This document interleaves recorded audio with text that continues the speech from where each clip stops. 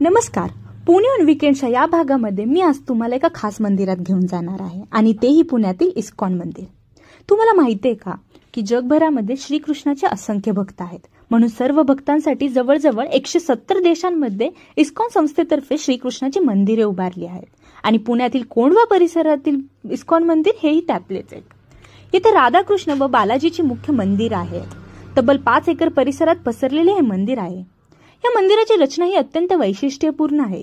लाल दगड आणि संगमरावरी वास्तूच्या शैलींमध्ये बांधले गेलेले आहे. हे मंदिर दररोज सकाळी 4:30 ते दुपारी 12 पर्यंत व दुपारी 4 ते रात्री 9 पर्यंत खुले असते. प्रवेशासाठीही शुल्क घेतले जात नाही. येथील प्रत्येक मंदिरात वेगवेगळ्या आरत्या होत असतात आणि आरत्यानंतर मन एकदम शांत होऊन जाते.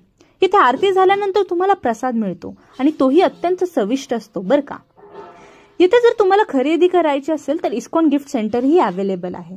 जर तुम्ही पुण्याच्या या परिसरात असेल तर या मंदिराला नक्की भेट द्या.